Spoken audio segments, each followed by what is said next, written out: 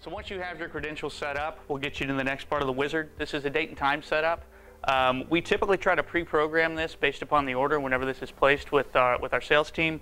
But go ahead and verify the time zone is set correctly. You can change the date and time format if you don't like month, day, year to say day, month, year, year, month, day, however you want to configure that. System date as well as the system time, just make sure you are verifying that is correct, because this is what ties the recording database together. So when you're searching files in the future, you want to make sure you're not looking in the wrong time place. If you do plan on using a time server, if that's part of your business or just a personal preference, we've added this into the wizard. So you can sync this up with any server that you can gain access to. The most common is pool.ntp.org, but use whichever one you see fit, whether it's internal or external. We'll talk to it. Once we roll out of that, we go into the network setup. So all the boxes come defaulted to DHCP. So if you're plugging this into your standard network, if it's whether your house or small business, typically your router is going to serve up an IP address to this.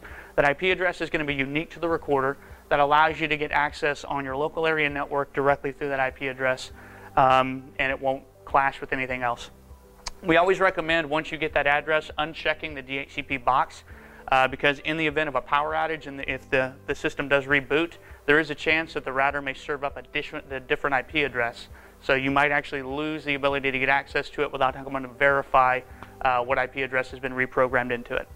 You'll notice on the models that have a built-in PoE switch, we additionally have an internal NIC IPv4 address. That is one benefit for using the built-in switch in the recorders. This is a completely separated network. It does not cross over to the other LAN at all, so when you plug cameras in, they get a unique address range, and they can't be discovered by any other devices on that LAN. So it does save you a lot of bandwidth and a lot of confusion on kind of conflicting addressing as you go. Next, you'll see the hard drive. If you do get the hard drive from us, we'll pre-install it. We do initialize it.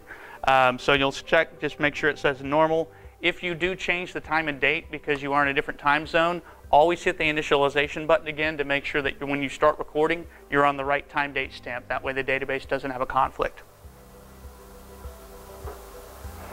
If you are planning on adding cameras outside of the built-in PoE switch on your network, this is our device discovery tool. We will reach out, we will find any Alibi device that may be on your LAN. From this page, you can activate them with passwords, you can reassign IP addresses, and then you can also add them to whatever channels may be existing or open on the box. You'll notice down here we have a checkbox called an H265. All of our new IP cameras come with this modern codec. It drastically reduces the amount of bandwidth, the amount of storage that you may need for each camera. We will default this on as long as the camera supports it. We will send the command and make sure that's the codec that we bring in automatically. Next is a system called Platform Access. The Platform Access is our peer-to-peer remote access system. So this system can be enabled, and a couple of advantages by turning this on. Number one, it eliminates the need for port forwarding.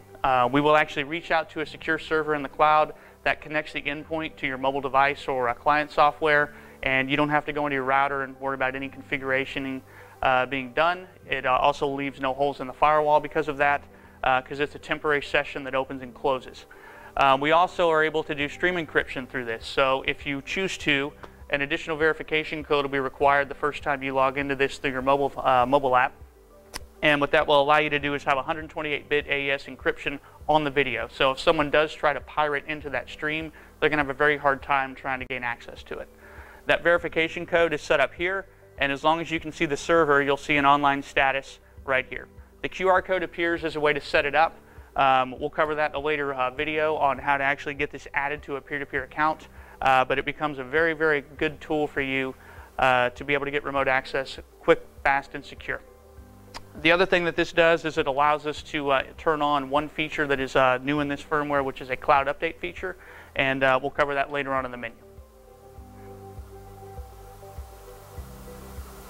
The last part of the wizard is your ports. So if you are planning on doing remote access to this, whether it is on a local area network or over the internet, ports are typically used depending upon how you gain access.